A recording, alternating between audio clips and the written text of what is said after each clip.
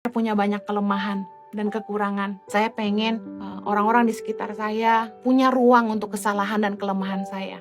Mari kita pun lakukan yang sama buat orang lain. Kalau kita nggak mau dihakimi, ayo jangan hakimi orang lain. Seperti kita ingin diterima dengan segala kekurangan dan kelebihan kita, mari terimalah kelebihan dan kekurangan orang lain juga. Kalau kita tuh butuh kekuatan orang, jangan tolak kelemahannya.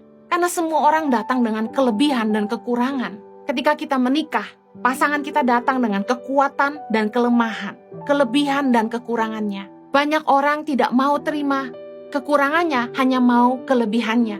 Banyak orang hanya mau terima kekuatannya, tapi tidak bisa embrace kelemahannya. Sehingga tidak jarang pernikahan menjadi gagal, akhirnya berujung perceraian. Sama dengan pegawai-pegawai yang bekerja di perusahaan. Mereka mau kebaikan atasannya, tapi mereka nggak mau terima kekurangannya. Bosnya marah satu kali, langsung dicap jelek aja. Ayo belajar dalam hidup ini. Bukankah kita sendiri juga nggak lepas dari salah? Bukankah kita juga punya kelemahan dan kekurangan? Sebagaimana kita ingin orang terima kita apa adanya, kelebihan kita dan kekurangan kita, ayo terima orang lain juga.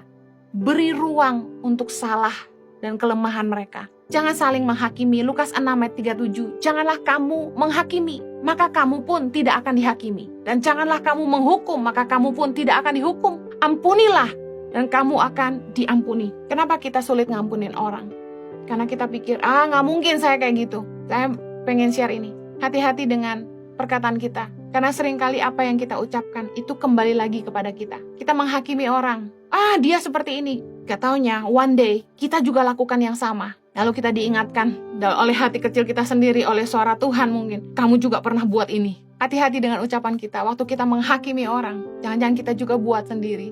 Ketika kita buat salah, bukankah kita ingin diampuni? Bukankah kita ingin diberi kesempatan lagi? Mari, ampuni orang lain. Ketika mereka buat salah, kasih mereka kesempatan.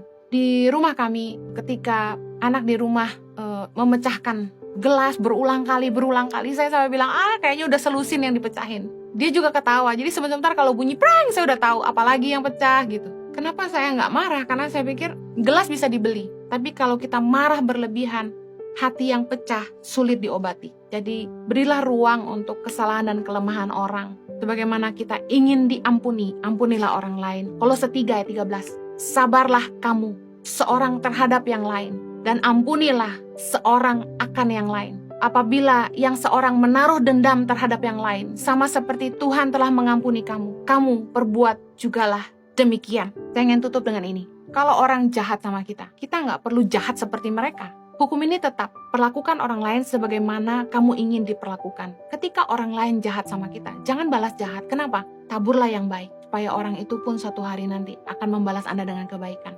Saya ngalamin ini. Ada orang yang nyakitin hati saya terus bertahun-tahun, tapi saya terus konsisten tabur kebaikan buat dia, tabur kebaikan, tabur kasih.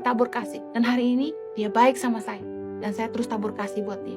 Dengar baik, firman Tuhan itu terbukti. Apa yang kita tabur, itu yang kita tuai. Hukum dasar firman Tuhan dalam mengasihi sesama seperti diri kita sendiri. Perlakukan orang lain sebagaimana kita ingin diperlakukan. Matius 5 ayat 44. Tapi aku berkata kepadamu, kasihilah musuhmu, dan berdoalah bagi mereka yang menganiaya kamu. Karena dengan demikian, kamu menjadi anak-anak Bapamu yang di sorga, yang menerbitkan matahari bagi orang yang jahat dan orang yang baik, dan menurunkan hujan bagi orang yang benar dan orang yang tidak benar. Saya berdoa agar Anda selalu kuat di dalam kasih, terus bertumbuh dan berakar di dalam kasih, sehingga Anda tidak membalas jahat dengan jahat, tapi Anda memberi ruang untuk kesalahan dan kelemahan. Ingat, perlakukan orang lain sebagaimana Anda ingin diperlakukan. Jangan merugikan, jangan menyakiti orang, jangan merendahkan orang lain, dan mari, jangan menghakimi, namun ampuni.